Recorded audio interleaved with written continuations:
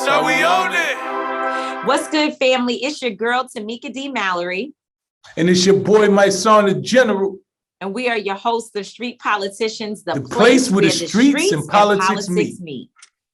Listen, today we have the pleasure of being at the Legacy Center, also known as the Black House, which is a crowd fund sourced effort that Jay Morrison and Ernestine Johnson Morrison put together, raised money to open something like a WeWork. That's the best way that I can describe it to folks. Mm-hmm. It's obviously much more than a WeWork space because you have so many community events and efforts that take place here in this historic location in Georgia. My son and I are proud to be two major supporters of this space. When I say major, I mean from the very beginning, we have been here and have continued to try to get Black folks to understand the importance of supporting facilities like this. We love the WeWork spaces and other co-working spaces that are owned by white folks, but this is a space that's owned by Black people. And since I've been here today, because we just happened to be in Selma, Alabama, had to travel to Atlanta, needed to stop to do our show. And since I've been here, the detail, the cleanliness, the friendliness of everyone calling one another kings and queens. I see people here working on different efforts. They have different things going on where folks are sort of renting space, if you will, to come and use conference rooms and different meeting areas. And it really makes me feel good to know that we, first of all, put our money here, but also that we are just invested in making sure that the Legacy Center continues to grow. And shout out to Jay and Ernestine for keeping this space going. There's a lot of space in this building. And so I know Greenlit Studios, which is Ernestine's studio, you know, she's an actress, she is a filmmaker. And so they have a big space where they do her work and Jay's podcast. It takes a lot to maintain this type of space, Mice.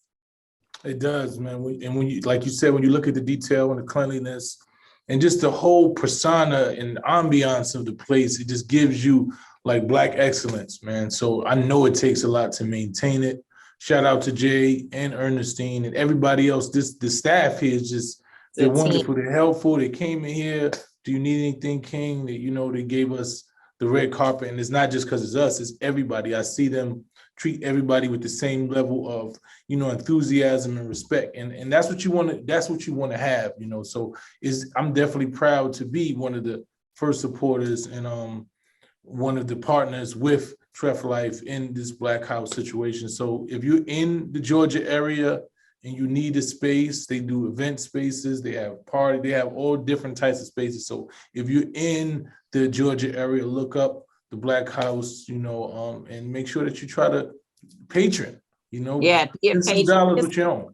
That's right. Listen, it is close to the airport. I don't know. We dropped Linda at the airport this morning before coming to shoot the show. How many minutes? I don't know. Maybe 15 minutes tops. If that. Yeah, to get from the airport to come to the Legacy Center. And again, it's clean. There's a kitchen here. So if you, and you don't have to live in Georgia, like we live in New York. We're headed to New York City as soon as we finish filming our show today. But we were able to make a pit stop here so that we could tape our show and not lose a whole day of work just because we were traveling. So for folks who are flying in and out of Georgia, we know Georgia is a major hub. A lot of people are looking for office space. Don't be so quick to run to the spaces that are owned by people who don't look like us. Remember that the Legacy Center is here, and there are events that take place here that are curated by this team. And so if you're just looking for stuff to do when you're in Georgia, check the Black House out and come through. And it's on a big campus, so there's outdoor space, there's space for every type of event that you would want to do. So Mike's getting into the show today. There's a lot of things happening and, a lot of concerning issues. There's always a lot of things happening. I think I say that every week, but it's just true. So I'll continue to say it until there's not a lot lot of things happening. This situation with Brittney Grinder, I really kind of need you to explain it to me, right? Because first of all, I know she's a WNBA player and she's been detained in Russia. I'm trying to figure out why she's in Russia. Is that because this is a place where people go to play like overseas sports? And then I know she was detained there for something that I didn't think was marijuana, but then I don't know. I'm a little confused. So help me understand. Well, just based on what I've been reading, she's definitely an WNBA player. I don't know exactly what she was doing in Russia. Maybe she was there on, working, playing in some of the games out there. But I know that they said that the customs inspection of her hand luggage, they found hash oil, cannabis oil, which is considered a narcotic substance there. So they arrested her, and they arrested her in February, but they don't say the exact date. I was heard that she's been detained for the last 3 weeks, and we know that based on what's going on in Russia, and U.S. being a part of those who are sanctioning against, the war, the waging of war in Ukraine, that this is definitely going to be some retaliatory, process. So you don't want to say that, but it's not really a good situation. They're saying that it's going to be hard. I'm looking at CNN. They say it'll be very difficult to get detained basketball star Brittney Grinder out of Russia, lawmakers say. So, that's because there's no negotiation table with what's happening with Ukraine, and then America using its power on the, I guess, at the NATO table to try to stop the invasion. It's a lot. So this young lady, Black woman, NBA, WNBA player, is there detained in Russia. We're still not sure, which I'm sure once we post our show, we'll hear from everybody, all the things. In fact, I actually reached out to our brother, Irv Rowland, who works within the NBA and works with a lot of NBA players and NFL players. I tried to find out more information, in which he was giving me a little bit, but also connecting me with some people who are close to Brittney Grinder. So, we got to figure this out, because, at least the sister needs to know that people in the U.S. are, speaking for her, advocating for her, making sure that she doesn't just feel like she's alone. And if she's been detained for 3 weeks, that's a long time, especially for oils, which I thought was legal, but I guess it's not, depending on which state you're in. I mean, which country you're in. It's so confusing. Yeah, it is. And, and they also, just based on the situation, they're saying that the diplomatic negotiations and just communication is pretty much non-existent between America and Russia right now. And then they're saying that they're very strict on LGBT rules and laws in Russia. And she's a proud LGBT woman. And so these things, we don't know if those rules are going to impact her case or not, but this is things that they're stating on CNN right now. But that shouldn't have anything to do with her situation, because, like, if you are gay by yourself, like, it's not like, was she there? Well, see, we have to figure out what was she doing in Russia. Yeah, these are reports coming from CNN that I'm reading, and they're saying, the representative noted that Russia is very strict on LGBT rules and laws. Though it's not clear whether those rules and laws might impact her case. That was something they're going to target her basically because she's gay. Yeah, that's exactly. And they have thousands of people signed, to ask for her request back. Her speedy return back to the U.S. So, my prayers are with Brittney. I know this is, got to be hard to deal with, man. You're traveling, and something that you didn't even know is a narcotic in another country. Right. At a time during, pretty much non-existent communication between two different countries during times of war, and you're trapped in it. Like, this has to be very scary. So my prayers go out to her and her family. Yeah, and the prison in Russia, I'm sure it's not the best place that, where you want to be. So also, speaking of scares, we all have had such a traumatic 3 years now dealing with the COVID-19 issues, whether you believed it 100% or didn't believe it, or you felt it wasn't that bad or was worse than we knew. And if you thought you should wear a mask, you shouldn't wear a mask, whatever you want to say. The virus impacted all of us, every single person. There's no one that can say that they were not impacted, that their life was not somehow shifted. We always talk about the mental health challenges that we know people experience, being locked away. Just so many things happened over the last 3 years. And some folks will say you weren't locked away. But to some people, it had that impact. It made you feel like you were locked away from your family. You have folks that in the last year, you've watched them have videos where they're seeing their family members for the first time. Like for the first time, they're seeing their mom or somebody that is like really a grandmother, people seeing their children. So it really, really was a devastating time. And of course, in New York, we had the strongest mandates ever, like anything. You couldn't go to restaurants. A lot of people took after us. I know LA, they decided, in California, certain places in California, I think it was more so LA though, that decided to follow New York's laws of having people have to show your vaccination in order to go to a restaurant, in order to go to certain events, plays, just to be out in certain public environments. And of course, the mask mandates were strict 100%. Mayor de Blasio, our immediately outgoing mayor, just has left office. He was extremely strong and strict on everything COVID related. Some of it I thought was necessary because in New York, it's very different. And you and I have debated this back and forth, but it's different from other places that's sort of open air. You're talking about a city where people live real close to one another. Everybody's touching handles and whatnot. So some of it I thought was necessary in terms of the cleanliness and all of that. But some of it I thought, you and I debated this back and forth. So some of it I thought, because of the fact that in New York, we live on top of one another, and the way that, people opening doors, everybody behind one another, the train system, which by the way is a disaster. It was a disaster, MTA, before the pandemic, but it's gotten worse because it seems that all the homeless people have moved into the train station and they need help and services fast.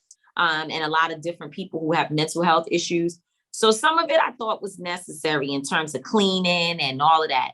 But there were other things that I did not necessarily feel we should be requiring and demanding, especially people losing their jobs for not wanting to be vaccinated. That's something I've never, ever supported. Now they're lifting, because we have a new mayor. I'm not sure that de Blasio would have lifted these mandates at this time. But Eric Adams, our new mayor, has lifted the mandates as of us taping right now. And there will be no more mask mandates in certain places. And of course, unless you're a business that wants to keep the mandate, if you want to say for your business, you have to have a mask. And then also going to restaurants and things like that, you won't have to have a proof of vaccination. There are a lot of people that's pissed off about it. And then you're probably one of them. I'm not, I think for me, right, I'm always for precaution, and I want people to be safe. I want people to feel safe.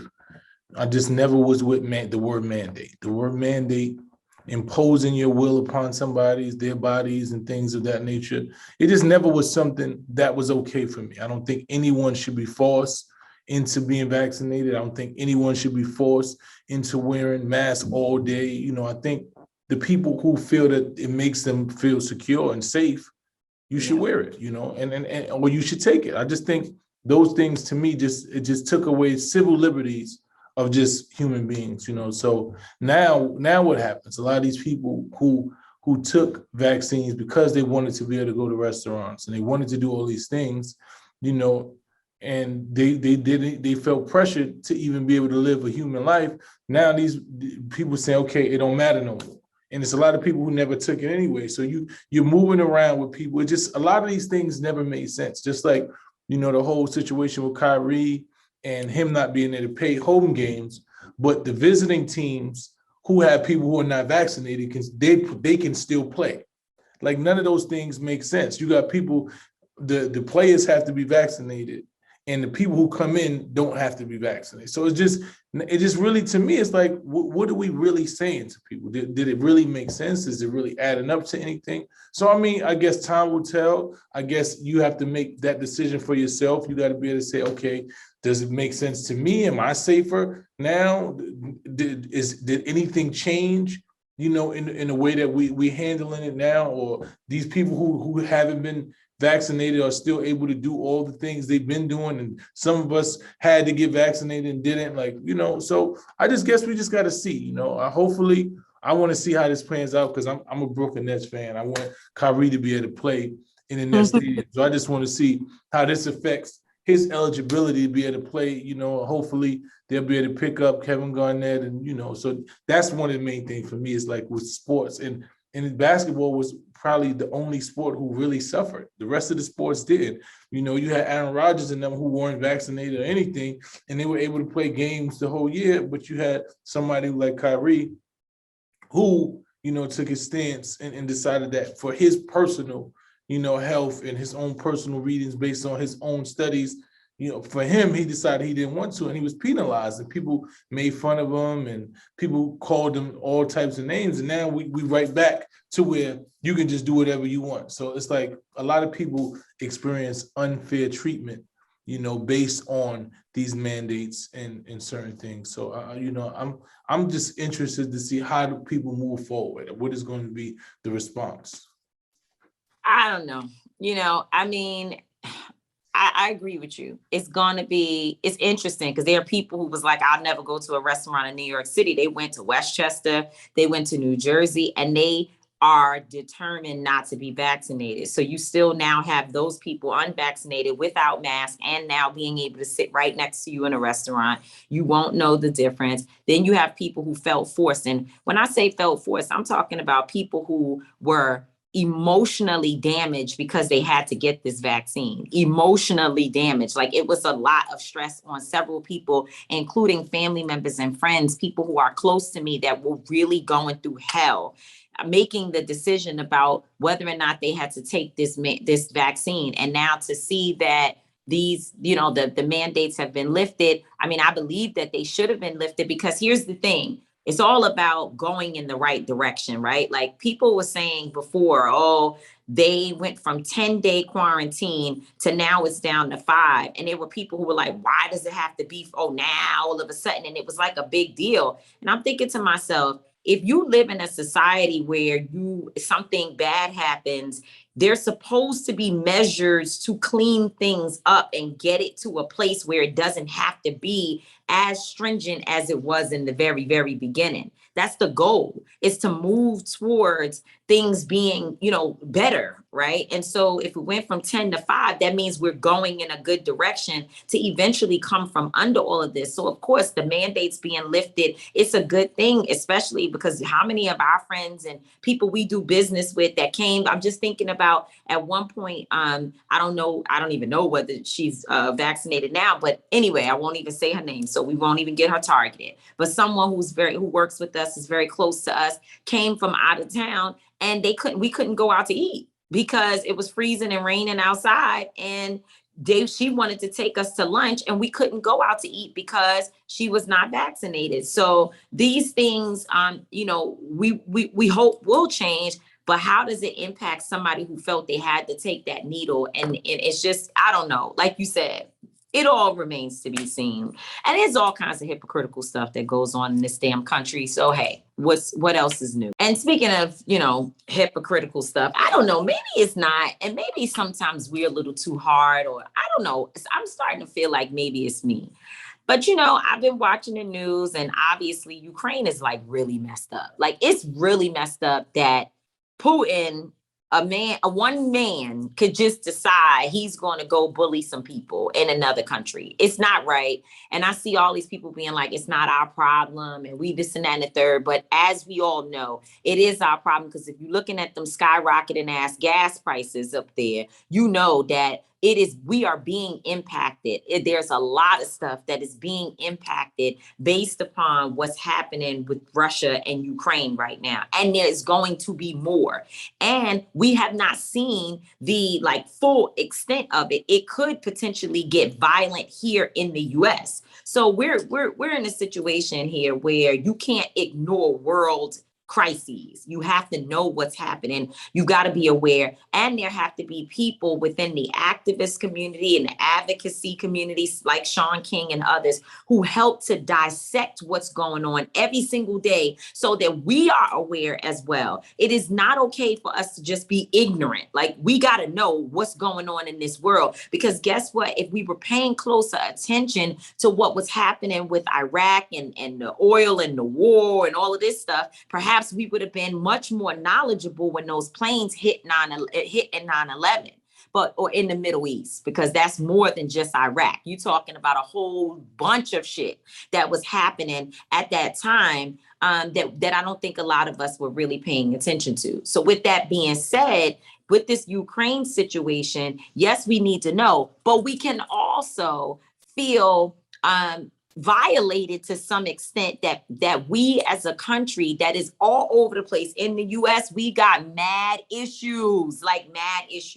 We've got homelessness, as we just talked about, people being houseless, if you will, as a more respectable way of describing it. And we just talked about that. People on the trains, all over. You got people, poverty, you got hungry children. I was listening this weekend to some stuff that Reverend Dr. Barber was saying. He was laying out, like, before COVID, all of the different crises that existed. We're in trouble. And yet our government, our president, is asking Congress to give a little more than $6 billion to him so that he can spend money on the war and try to help out with Ukraine.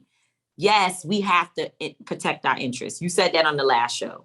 You broke it down to me and explained it. And I was kind of like, but then you were explaining, like, if we do business with people and being a major superpower in this country, we cannot just let security things happen that we're not engaged in, and making sure we protect our interests. And there are Americans there in Ukraine. So I get it. But $6 billion when we can't feed people right here in the US, I can see how that's pissing people off. I mean, it's definitely pissing people off. And it just goes along with just the politics and the capitalistic structure of America, and that's what we feed into. Like, we always figure out why we don't have money to do things in our community that affects us, that directly affects the people who are marginalized and are starving and need things. We always trying to figure out, where do we get the money from? But like Tupac said, we got money for war, but can't feed the poor, and it's a reality. We've always found billions of dollars to give to different nations and different countries for different, for war and for things to help build up other countries and things that don't directly impact us, especially us in Black and brown communities. So it's understandable when people say, why are we fighting Ukraine? Why are we worried about that? We have to understand that, because when we look at these gas prices, when we look at the effect that, these sanctions, now Netflix, TikTok, Spotify, H&M, Disney suspended service to Russia, when they look and they say, okay, word, y'all doing that?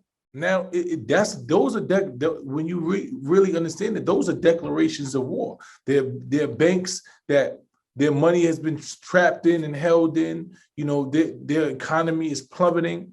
Those are acts of war. So when you look at those things, understand that the possibility of Russia attacking America based on those things, and understanding that these are nuclear superpowers. These are not regular people who got a couple guns and they're going to shoot and it's going to be on a little. No, these are nuclear superpowers. And that's why whenever there has been talk about Russia and US going to war, they understand the catastrophic nature of such a war. They understand that nuclear powers and bombs have the capability to wipe out whole states at one time. They have nuclear, the chemicals can completely just destroy and cause cancer and all types of different illnesses within our bodies for decades and centuries. So these are things that we have to be aware of. So when people are like, yo, we ain't got time to worry about, no, and you know, absolute power corrupts absolutely. So when you see someone who's like Putin, who is a dictator, who's constantly taking over land and imposing his will, what is him to stop? What's to stop him from constantly doing that? And then when you don't establish yourselves as a superpower, he already said, if you're able to control certain things and we don't feel safe anyway, and my life could be taken, why do I care if everybody dies? This is the mentality of a dictator. So you got to look at this, and we have to be very careful and acknowledge what is going on. Yes, we dealing with a lot of things in our communities individually, as a collective, as Black and brown people, and we feel like those things should supersede, but we're talking about something that can be catastrophic to the world. That can, like, war between America and Russia is something that nobody wants to see, that we've been talking about for years, because we understand that these are nuclear superpowers.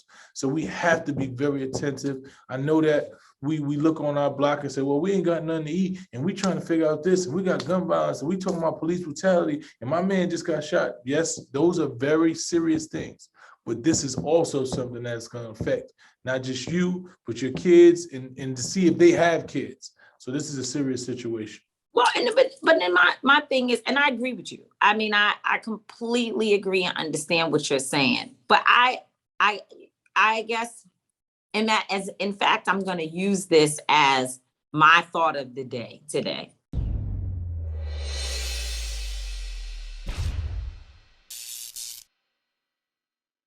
Here's my thought of the day. What if Netflix and what did you say? You told me Netflix. You said somebody else. Who was it? Netflix, TikTok, Spotify, Disney, all these people. What if those companies felt the same way about and had the same passion for against police brutality, against racial injustice, right? Not just giving a few dollars to a Black organization or, you know, to somebody who they feel is involved in the space, but literally saying, we won't even do business with people, individuals, and otherwise who are invested in racial injustice. And that's not hard to know. It's not hard to know, because what did they say again this weekend? What we learned while we were at the commemoration of Bloody Sunday, 57 years since John Lewis and others went across the bridge fighting for voting rights, and they were beaten, bloody, even women. I forget the lady's name, Amelia. Lord, I always say it, and now it's escaped me, but I'm gonna make sure to get it. But anyway, these are people who were bloodied on that bridge fighting for voting rights, right? And what Reverend Barbara said was that corporations will give money to Bloody Sunday, but then turn around and use some of their same resources to fund the Republican senators who are against everything that we were fighting for on Bloody Sunday and still today. So these senators and others who are, and again, this is not to take anything away from Democrats who are also problematic, but we're talking about Republicans specifically who have voted against and also have been on their own creating laws that are suppressing the votes of people there in Alabama and across the nation. These same corporations will invest in those senators and be a part of, don't get me started with their corporate initiatives that are unfortunately investing in the oppression of Black and brown people, and then yet say, well, we're going to give a check over here to make sure that, you can do a commemorative event on Bloody Sunday. That to me doesn't make sense. But I can see, and I see how people feel like, damn, but you will go and put sanctions on a country, which, by the way, the citizens of Ukraine are overwhelmingly white. Overwhelmingly white. And And we're yet for seeing how Black folks, even in wartime, how Blacks are being treated, right? The Blacks aren't being able to get out of the country. You know, there are a lot of Black people saying they experience all type of racism. I seen a guy that was doing an interview and he was talking about fight for here. Y'all don't even care about me. You treat me, I'm Black. Yeah. When I fight for here, y'all still gonna treat me like I'm Black. You still don't have any respect for me. So racism is a worldwide issue. It's not just a country, it's not just the United States, it's a worldwide issue. And it shows up like this. It shows up, as you said, you know, why they don't, because they don't see it. Like they said, racism is American as apple pie. Racism is something in America, is part of the everyday culture. So they you know, sure, we want to, if we can do a little things to give you, but they don't really actually think that racism is not going to exist. They acknowledge that it's there and they want to do their part. Some people feel guilty, you know, they have white tears and they want to give you a couple of dollars. We made $100 billion off racism, so we can give you a couple of million to say that we did our part, but we're not going to do anything to stop racism, because if we actually stop racism, then it actually means that we have to contribute and give back, you know, the equity that racism has taken away from Black people, right? Who wants to be a part of that? Who wants to be a part of creating equity and equality that Black people are really equal, right? It means that I have to give up some of my stature, some of my possessions, some of my money, some of my land, and make sure that we do right by the people who have been, you know, have been ostracized in this country for years. So nobody wants to deal with that. But they, of course, so when you talk about sanctions, they look and see other white people die and they see it's a bad thing. Oh, we could do that. We could pull across to that because that doesn't affect our money. If we don't do anything in Russia, we still got billionaires over here. That's just extra thing. And we're aligned with that, because we don't want to see those things happen. But in America, the most of the corporations invested in Black death, because that's one of the biggest things. And the jail system, us dying, the drugs, all of the things that creates the hierarchy for corporate organizations to run is the things that affect Black people at the highest and destroys us at the highest rates. So they can't do that. They fight against their own investments. Well, that's some powerful stuff. We should invite our next guest to come and talk about this, because this is some of the stuff that we were going to cover today and we just sort of got into it. I want to talk about Palestine too, but we'll talk about that as hopefully with our guest. So let's bring on our Rev Mark Thompson of Make It Plain, our fighting soldier who's been battling on the ground for a long, long, long time, and really been a mentor to so many of us, as you have been mentored by the older generation of civil rights leaders. You're now mentoring so many, and we just experienced Bloody Sunday together, the commemoration of Bloody Sunday. We spend it together every single year. We left Selma today and came to do our show and said, we got to have Mark Thompson to come on and give us some context. And you're out there on the ground, so tell us what you're doing. We are marching from Selma to Montgomery, recreating the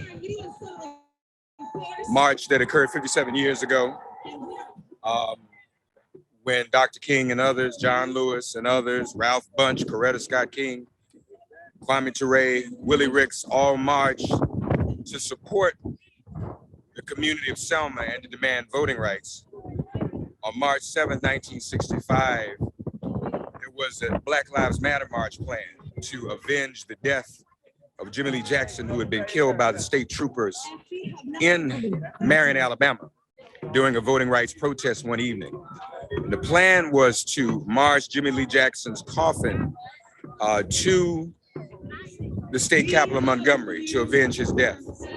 And ultimately, the plan changed, and they did not march with Jimmy Lee Jackson's coffin. They marched in the famous scene we all know now historically, where they went across Edmund Pettus Bridge and were brutalized by the Alabama State Police at the behest and on the orders and instruction of no good racist Governor George Wallace. After that, there was a world convergence on this little town called Selma that we come to every year to organize. And that movement brought about the 1965 Voting Rights Act. Nothing else did. So we come every year. I am honored to be on the board of the Bridge Crossing Jubilee. And every year we organize this event. It is the only annual commemoration of a civil rights event. This is the only civil rights event that is commemorated every year. And so we are here recreating this march every day. There'll be a different organization leading us on 10 miles for 5 days to the 54 miles in Montgomery. So Mysonne, you were going to ask Mark some of your thoughts from being there yesterday. The Vice President, Kamala Harris, was in Selma yesterday. That does not happen every year. Every year, generally, whenever there is a major election, all the elected officials show up. We've been there when President Obama was in town. We've been there for other individuals. And I guess in 2000 and what was that? Whenever the last presidential election, 20, I don't know, y'all tell me, but everybody was there. Bloomberg, Buttigieg. Obama was 2015. Obama was 2015, but I mean, this 2015, last, most recent presidential election, Joe Biden, Bloomberg, everybody you could think of, Lottie, Elizabeth Warren, Lottie Dottie, and everybody was in Selma. So this is every few years we have this moment when people really show up. And yesterday, the Vice President Kamala Harris was there, and she walked across the bridge. So Mysonne, you go ahead. So no, what I was saying is, you know, I've been blessed to be going to Selma for the last 7 or 8 years. And it's always good to be around our brothers and sisters as we acknowledge and understand the process and the dedication and the sacrifices that our ancestors made on that Bloody Sunday day. But in my opinion, over the years, you know, a lot of politicians, a lot of different individuals are starting to utilize it as some level of performative thing rather than actual recommitment to what Bloody Sunday actually represented. You know, I've been getting the feeling that I'm watching a lot of, some of them I know have been fighting with us, but it's starting to seem like a lot of these politicians and certain individuals are coming because they get these photo ops, you know, and they say that I've represented Selma. You know, I just want to get your personal view. Do you think that at some point it's getting more performative than actually people recommitting to what it is that this Bloody Sunday is supposed to represent? Well, I think that's partially true, but I also think it's somewhat natural. For example, the first Black president came. The first Black woman vice president came because I think we do have to acknowledge they would not be if not for Selma. If there were no Selma, there would not have been a Barack Obama. There would not have been a Kamala Harris. If not for Selma, we would not have the opportunity to have the first Black woman Supreme Court justice. And just parenthetically, we talk about this more later. If there were no Selma, there would not have been a Jimmy Carter or Bill Clinton either. I just want to make that clear also. So to a certain extent, people feel the need to come to pay homage and respect to the blood that was shed that put them in power. But you're right, that's when it becomes performative because that's as far as it goes. Where is the real relief that people need? And right now, the greatest need for relief is in our voting rights. And we're at a very dangerous place because if the Democratic Party, which is the greatest beneficiary and continues to be the greatest beneficiary of Black votes, if it cannot deliver and protect our voting rights, then what exactly is going on? What is the point? And so we're not in a good place. Some said when the vice president came Sunday that it did not have a lot of meaning. It was hollow because the White House she serves could not protect our voting rights. And so that's when you get into the performative, or if it's not performative, at best it's just ceremonial. It's just a commemoration. It's just a reminiscence. But some were saying, where is what we need? Because we are almost going back to pre-1965 voter suppression. We are almost there. So the bill that our people fought and died for is just about all gone, Mike. So what really are we doing? And if Selma is not an opportunity to reinvigorate ourselves, to get in these streets and get done what needs to be done long term, then of course it ultimately does end up being performative. And then also one thing I want to say, okay, go ahead, Tamika, okay, you go. I'm sorry. No, I was just going to say that another thing for me that's very troubling is that every time I go to Selma, I see gentrification, but I don't see investment in community, right? And I feel like we've had this conversation for years, and of course Hank Rose and Fire Rose, who are two of the great leaders there in Selma that have continued to make sure that Bloody Sunday happens and that people never forget the history of Selma. But I can't help but think about how they have constantly, been really advocating to all of us that there must be an investment so that the residents of Selma know that it's not just about a bridge, which still happens to be named by a racist, but that's a whole different part of the conversation, right? But that there would be an investment in those people's lives. And we always drive around when we come to Selma, as with any other city we go to, we drive around and we talk to the people. There's extreme poverty and desperation and gun violence and every issue that you find in other urban communities happening right there in Selma. Where is the investment, and what is what do we need to be saying to people? I feel like we should be telling some of these presidential candidates and other people, not just candidates, because there are also folk that consider themselves to be leaders who have resources that don't do anything for Selma after they get their photo op on that bridge. Yeah, I agree.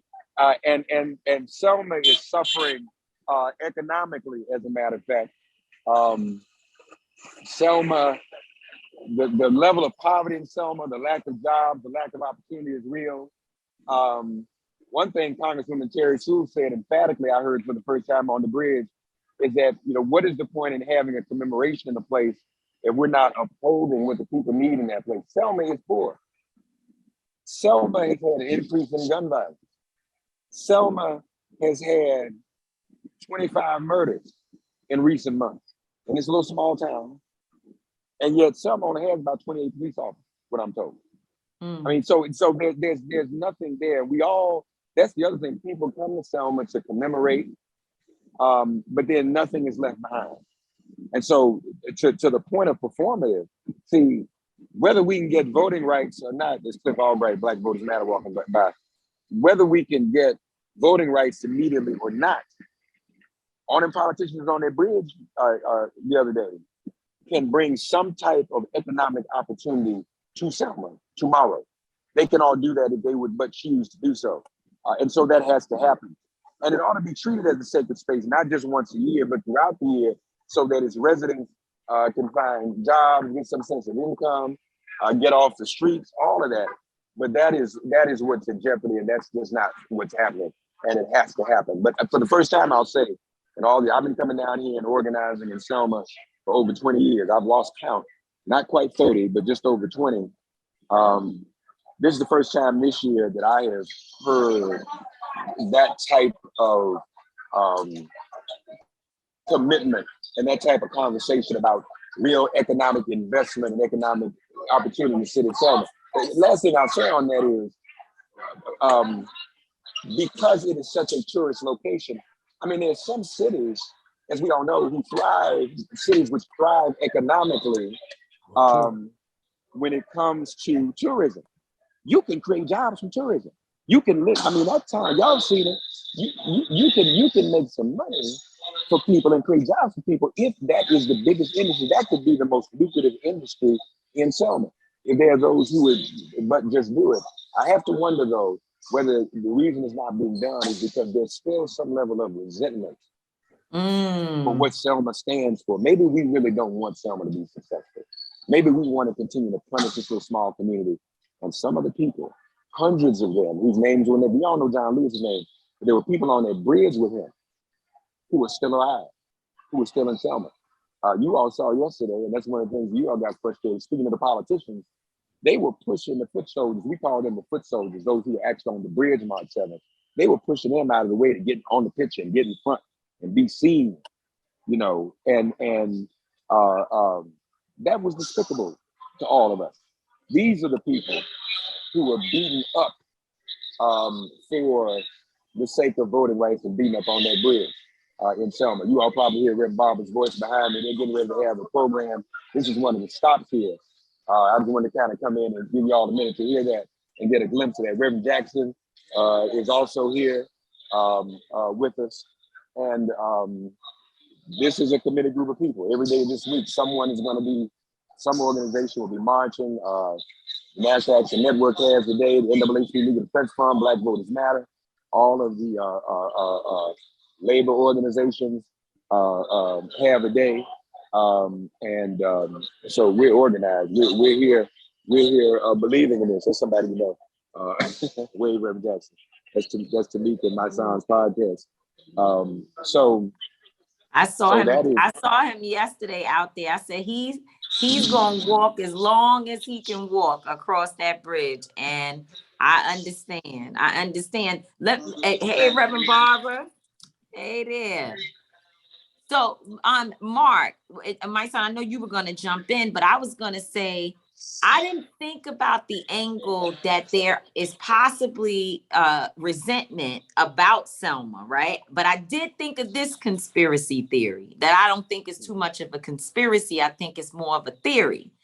I believe they also are waiting out the residents to leave so that they can gentrify the entire town. Hey, Fire Rose and Cliff Albright, look at there. People, look, they doing business and you in their face with the phone and the camera. But I believe they're waiting the residents out so that people can leave, so that they can buy up that land and those homes and all of, because listen, there's plenty of, right? There's plenty of space around, and a lot of you could make those buildings into different types of businesses. Barbara Arnwine, look at there. Everybody's there.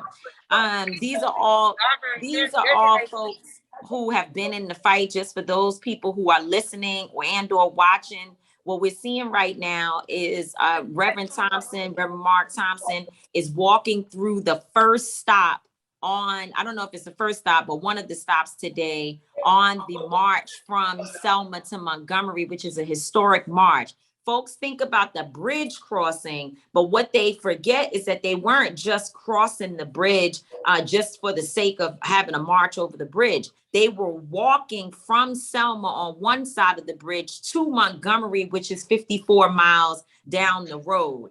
And I've actually done that march a few times. It's no joke. It's hot as heck out there. The roads are long, and along the way, so when they first went over that bridge, they didn't make it. There were many issues. They had to turn back one time. I mean, there's different stories about things that happened. But once they did make that pilgrimage, if you will, from Selma to Montgomery, people died, right? There were incidents that happened a lot. And as you walk down the 54-mile mark, there are places that are historic locations where you will stop and learn about folks who died, people who were brutalized, and other interactions with law enforcement and white supremacists who were out there. So these folks who are doing this is not just something to do. This is a very sacred march and a pilgrimage, if you will, throughout our history. But to go back to the economic point on Selma, I think they're waiting people out. I think they want to clear out the town. Looks like you were going to say something about that.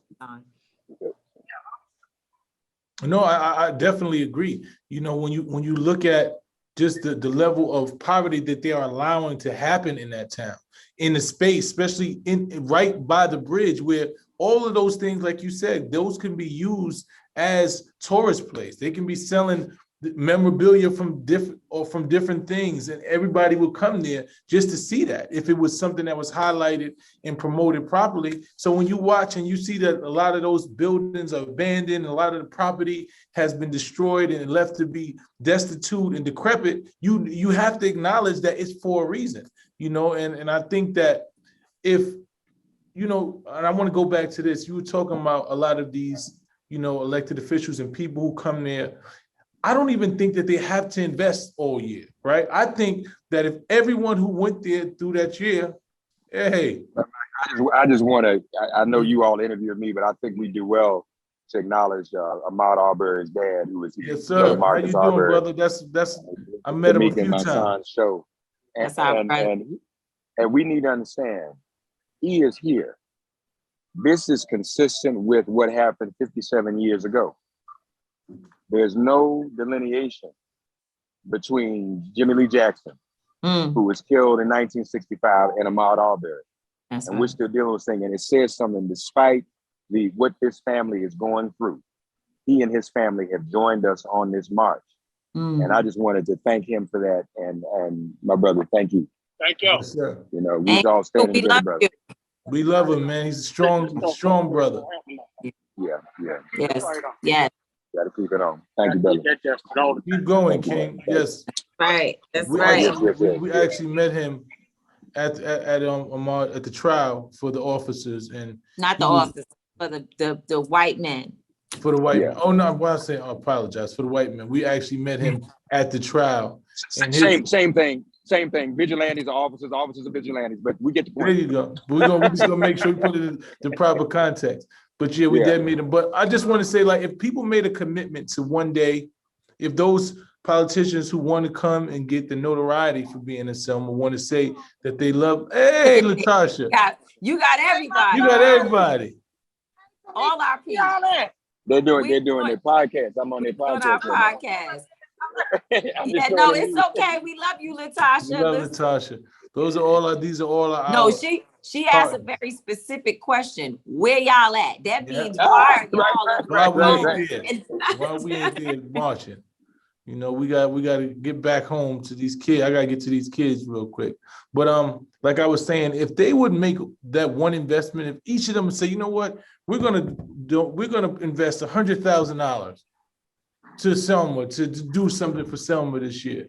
If that happened every year, the property value will grow and everything will grow in that, and nobody does anything. They just come there and they say, this is a historic place and we love it, and Selma meant this and Selma meant that, and they raise their hand and they raise the fist and they walk across, and most of them don't even walk across the bridge. They walk halfway across and then they take a picture and they jump into the car and they go, oh, I mean, this is the reality. And the foot soldiers in the back that's trying to make this walk every time, and then the people from the town is stopped by Secret Service people and all, and it's like, it's something that I'm like, it's not really genuine. And I love what Bloody Sunday represents for us as a people, and I love that we commemorate it, but I think that we have to do a lot more, and we cannot allow these government officials or anybody, celebrity, whoever it is, to come and utilize the resources and the rich history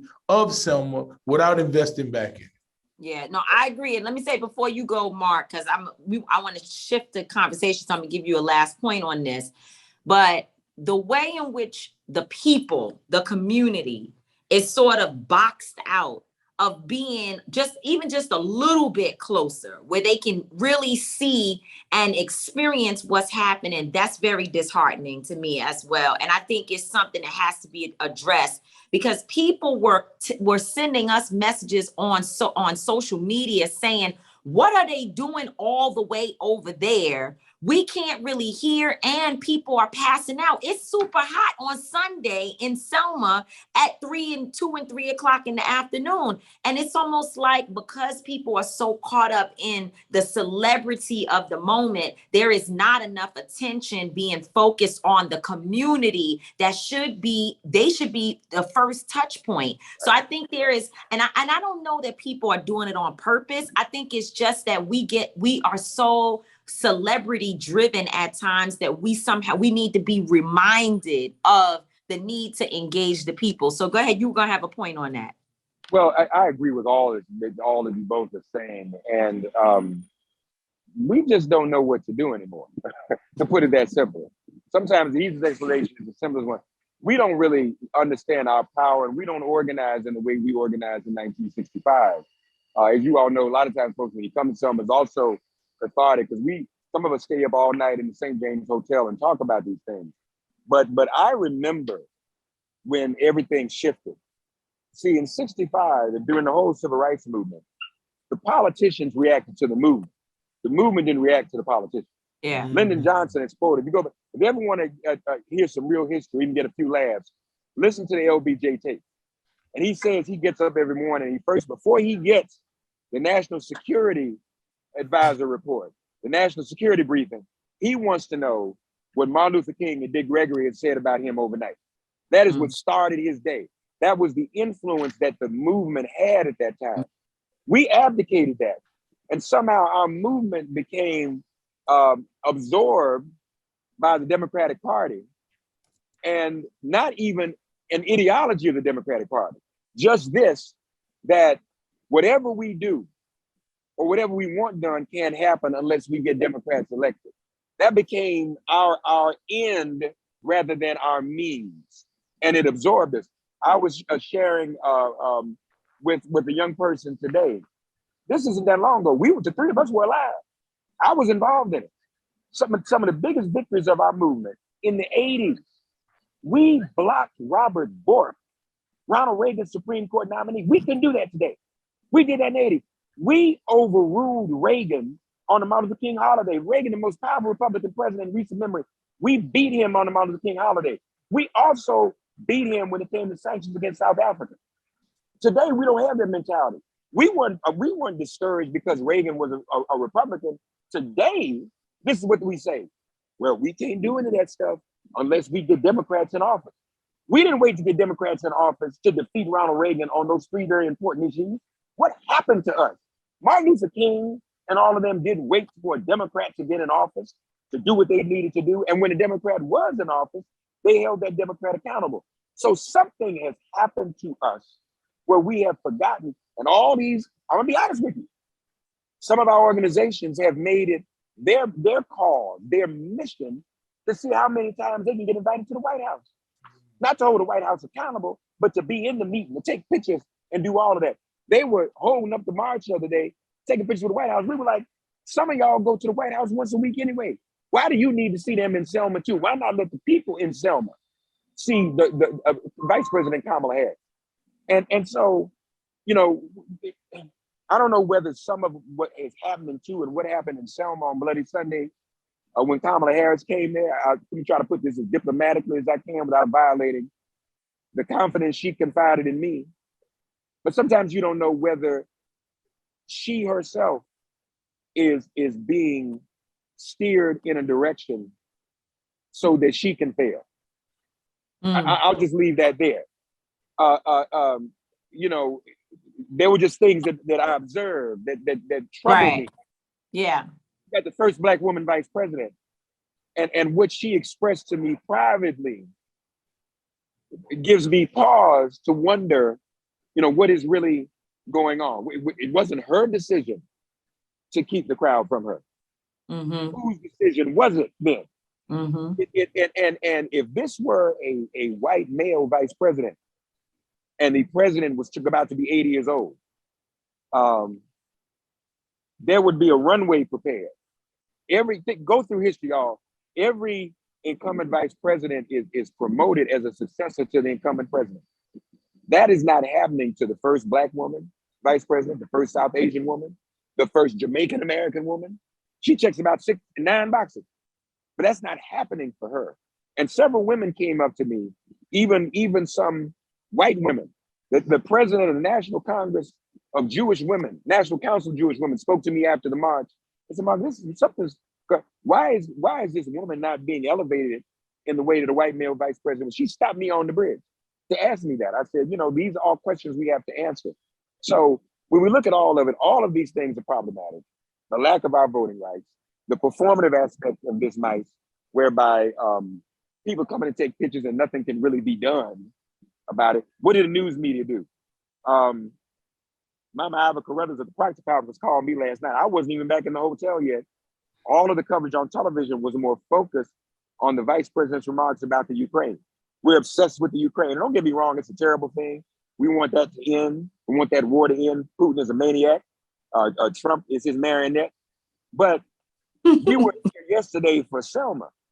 And while the Ukraine is being occupied by Russia, our communities are still being disproportionately occupied by the police, who are still killing us, disproportionately occupied by those who are trafficking guns and drugs to our young people.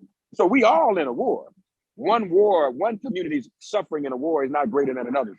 And so while we stand with the safety of the people in Ukraine and want peace for them, everybody else for the Ukraine ought to want the same for us in our own communities. And I know that's what Dr. Frances Prince Welsing would say if she were alive. Listen, I was gonna go to Ukraine next, but I think you covered it already. That's it. That's it, man. Because we got Ukraine. Ukraine is in the Bronx.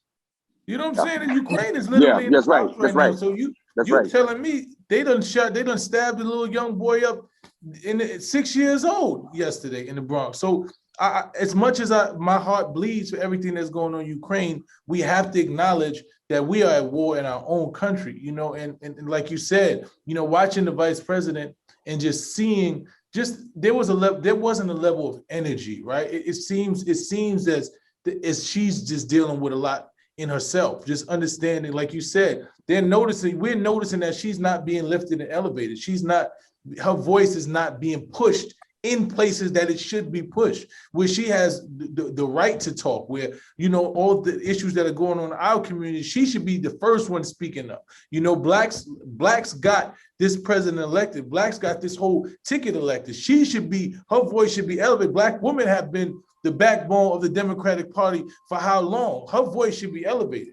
You know what I'm saying? And we're not seeing that. And just watching yesterday, you know, usually I'm enthused, even though a lot of things that's going on inside of inside of this administration, I'm not happy with.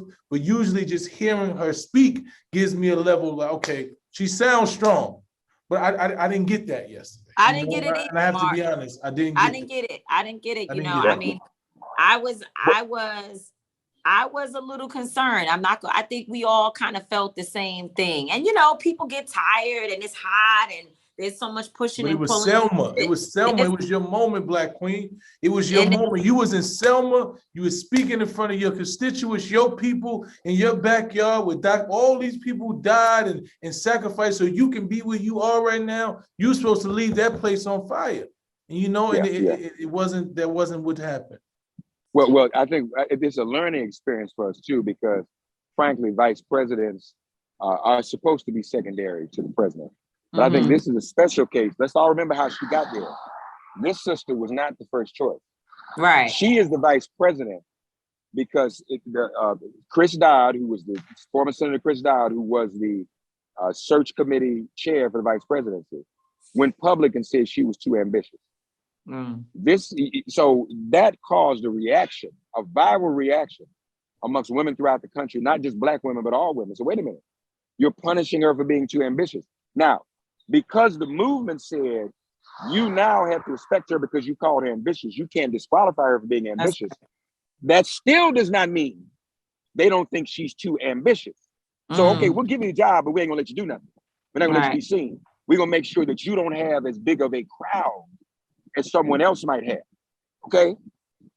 So all of those things I think come into play. They didn't apologize for saying she was too ambitious. They just said, well, we'll go ahead and give her the job. But we're in a perilous place because right now, we know what Republicans have done. I want everybody to think about this.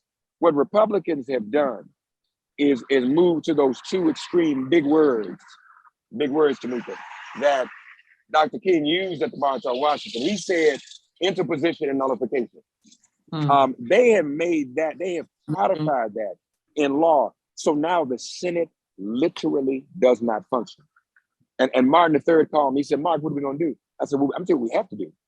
So Martin, we have to ask ourselves, What would your father have done if he had not had the power to get legislation passed like he did when he was alive?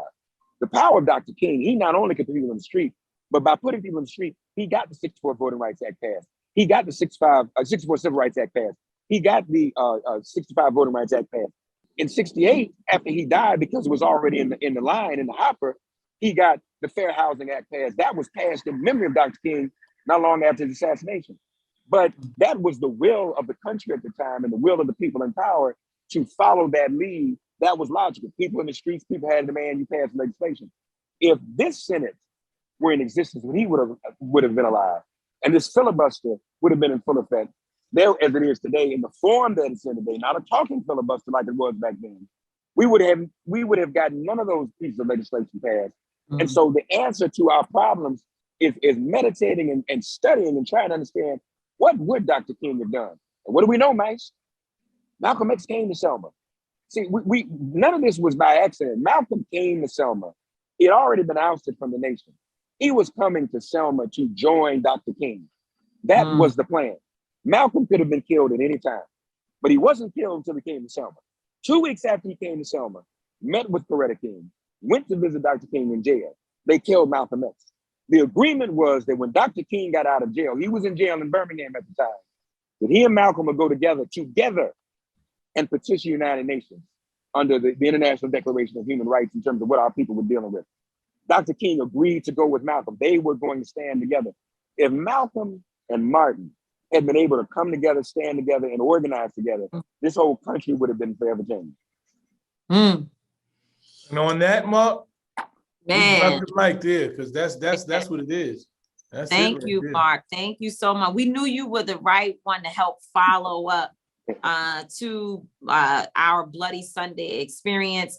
And I just want to say that even though we are challenging, we're asking questions, we're probing, we are concerned about what we saw in Selma. We are concerned about this movement in general, where we are today. We are challenging ourselves. What more can we do? I'm sure you have that conversation, with yourself all the time, because that's what great leaders do. You challenge yourself and you challenge what is going on around you. But it does not take away the importance of walking across that bridge every single year, getting recommitted and getting refired up to go back to your local communities and do the work. And I know that having Latasha Brown and Cliff Albright of Black Voters Matter and Barbara Arnwine of Transformative Justice Coalition and Reverend Barbara there of the Poor People's Campaign and Reverend Jesse Jackson and all the folks that are in the room, them being together in that place, those folks are busy. You're busy. We got plenty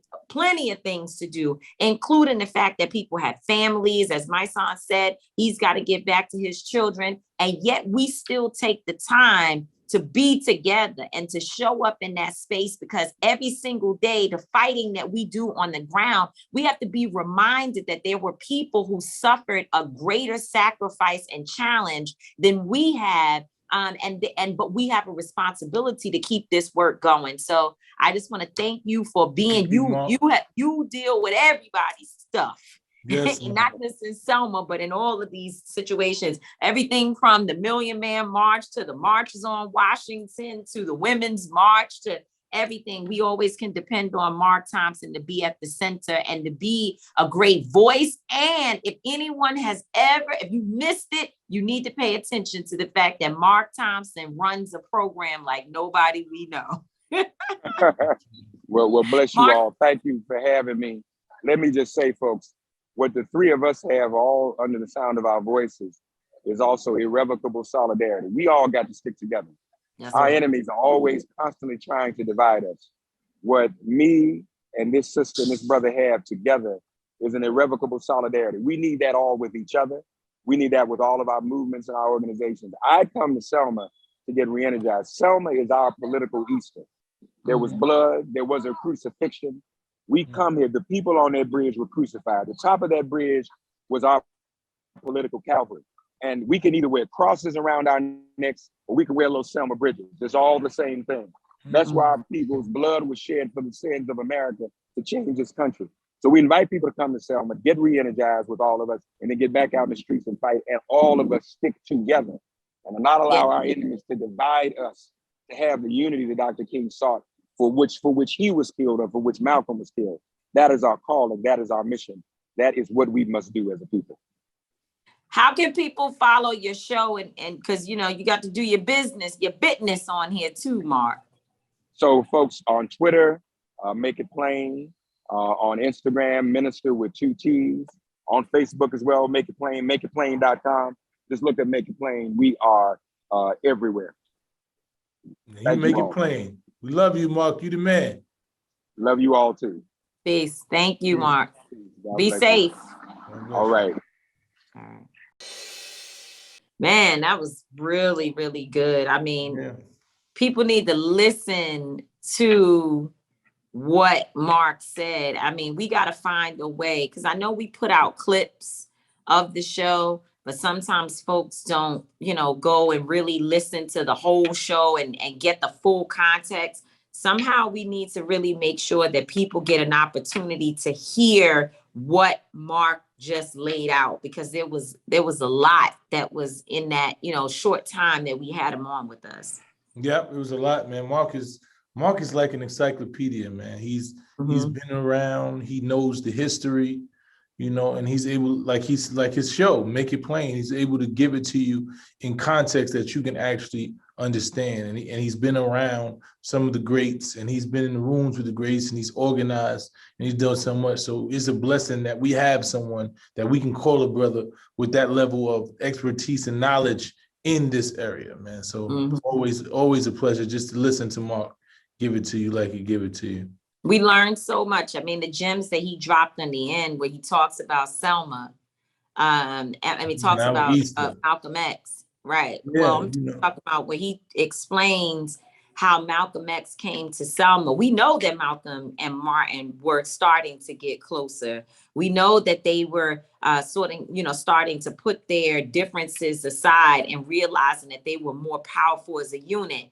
Time ran out, but I think we are now, with us working with different groups and the way in which we're trying to be intentional about our own work and our own collaborations, that is a continuation of what they were attempting to do. But every time we get close to those things, and you think about the Women's March and just so many different areas where this COINTELPRO mindset seeps in, they know at this point to kill us brutally, although they have killed some of our foot soldiers that have been out there in places like Ferguson and other places across the nation. So it is not to say that they won't, but there are certain individuals, they've decided that, you know what, when we killed in the past, we created martyrs. We created a bigger moment. So instead of killing them physically, we now have this thing called social media where we will try to destroy and discredit them,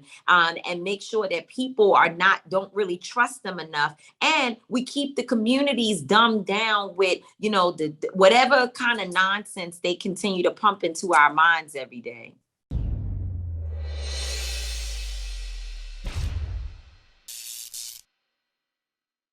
Yeah, it's a lot, man.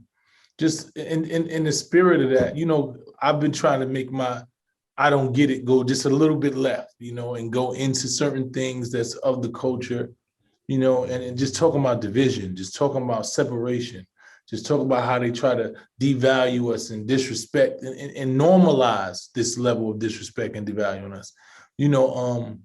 I've been, I'm always in the hip hop community because that's what I come from. I come from hip hop. And I listened to music, and there was a story yesterday about Joe Budden, who is somebody that is cool with me, and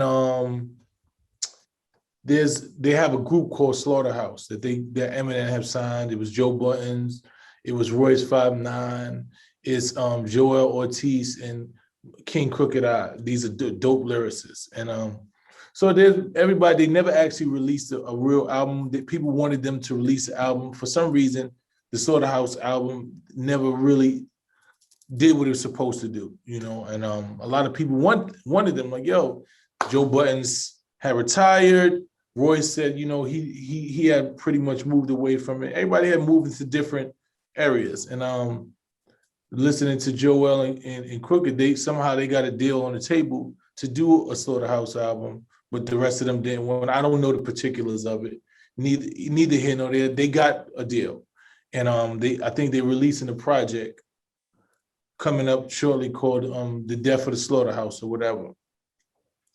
And so there was a debate. Royce and Joe Buttons was on there live talking, and Joel Ortiz came on, and they started talking about their issues, and these are people that to the most people, they're like brothers, they were in a group, they always had respect for each other, they spoke up for each other. And during the conversation, they were talking about the album, and they were saying, and Joe Budden said, "Yo, I wish you the best." And then Joel said, "Oh, well, if you wish us the best, then support the album, tell people to go get the album." And Joe said, and I quote, "That album can suck my dick." Right? So, and I'm listening to it, and a lot of people say, well, he didn't tell him to do these things. And I'm saying, when did we start normalizing as men? Because where I'm from, right? You don't utilize that language to another man. That's just not a conversation you have. Like, if I was in prison, you could die telling the man that. In the streets, that was always fighting where you might get shot for saying that to a man. Just in a conversation, you didn't want to utilize your private, you didn't want to invite any man to your private parts or invite or utilize that context in a conversation where there was heated or disrespect. It was a level of disrespect that you didn't want to even talk to unless you had real issues with a man. Now, these are people that I call brothers, and I was going to hit Joe privately and say something about it, but it's a public thing and it's not really saying, and I want to know, not really about Joe, but when did this become a thing? Like, I watch these young kids on the internet every day, SMD, you get SMD. And I'm like, how did we get so far to utilize levels of disrespect that once could have got you killed and still can get you killed or shot or harmed if you say to the wrong person? When did we normalize this level of disrespect to each other? People that you once had levels of good friendship. How do we go from, all right, we don't agree to SMD, to saying things that is a bit, and you could tell by the reaction that Joel Ortiz had, because he said it back to him, and then he made a statement like, "You're gonna wish you didn't say that." And it's like, wow, how did us as brothers and people in our communities started utilizing language and disrespect so fluently? And when we talk about the death and the violence in our communities, it's because we've normalized disrespecting each other. And I just don't get how that became a thing. I just don't get how did we just get so comfortable in just disrespecting and saying the worst things that people say, your mother, I wish your mother this. Like, those are things that when I grew up, it was like, wow, you must trying to kill somebody when you talk about their mother or you invite them to your private parts. And I just really don't get how did we allow a culture, anything to normalize disrespect, to normalize saying the most vulgar and disrespectful things that we can in any context to each other as brothers, just as men in general, and it sounds like there is more trauma. It sounds like there's some other stuff going on. And to your point, when you say, well, you're like, well, it seemed like they were brothers, but when people say things like that to one another, it must be something deeper going on.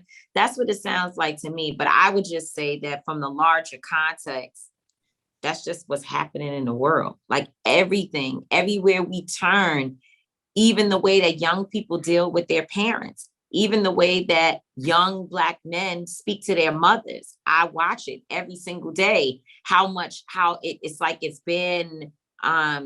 the value of a mother is not the same. And perhaps some of these young people might say, well, my mother doesn't act like the mothers of, a different time. So I think we as a people, all of us, really have to start checking ourselves and realizing that even in our level of frustration, we could be angry, going through different things, but there's time and place. There is ways in which things should be said. And I think maybe we're just like ticking time bombs where everybody is just ready to go off and do and say the worst things that we can to harm another person because we really are hurting inside. Yeah, we Maybe. really are, man.